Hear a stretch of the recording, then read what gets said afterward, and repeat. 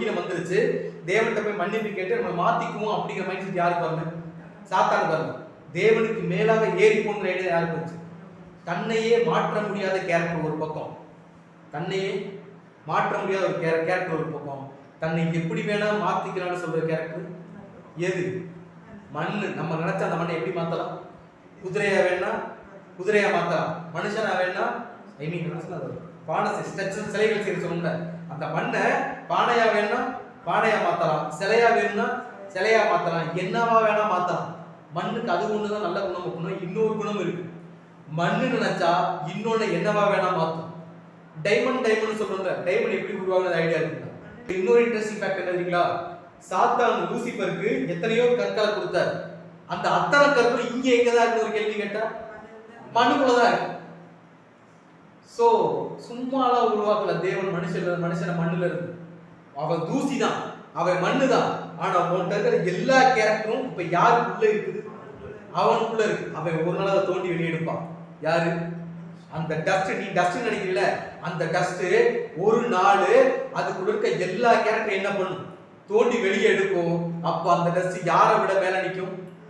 கோலியாத்துக்கு முன்னாடி தாவீது நின்ற மாதிரி. யாருக்கு முன்னாடி யார் நின்ற மாதிரி? கோலியாத்து பார்க்கும் போது தாவீது அற்பமான மனுஷன், ஒரே ஒரு கல்லு தான். யார் முடிஞ்சு? கோலியாத் லைஃப் முடிஞ்சு. அதுதான் சண்டை. எது சண்டை? கோலியாத்து கூட இன்னொரு கோலியாத்து சண்டை போடுறது பேர் சண்டை இல்லை, அது காமன்.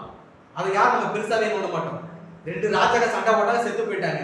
ஆனா இன்னைக்கு தாவீதோட வார பெருமையா பேசணும்னா பின்னாடி என்ன ரீசன்னா, அவன் ஒரு ஜெயிண்ட், இவர் ஒரு சின்ன பையன், ஆடு மேய்க்கிற சின்ன பையன் போய் யார் அடிச்சு கொண்டிருக்கான்னா ஒரு போர். அங்க என்ன நடக்குது? ஒரு போர் நடக்குது. அவ்வளவு படை வீரர்கள் இருக்கிறாங்க. அவங்களால என்ன பண்ண முடியல? ஒண்ணும் பண்ண முடியல. ஆனா ஒரு சின்ன பையன், ஒரே ஒரு கல். இவங்க பெரிய பெரிய வாள் வச்சிருக்காங்க, கேடைய வச்சிருக்காங்க, போர் கவசம் போட்டிருக்காங்க. இவ்வளவு போட்டு யாரும் ஒண்ணும் பண்ண முடியல. கோலியாத் ஒண்ணும் பண்ண முடியல. இந்த மனுஷன் இதை மாட்டினோன்னு இதோட வெயிட் யார் தாங்க முடியல? தாவீது தாங்கல. முதல்ல என்ன பண்ணுது?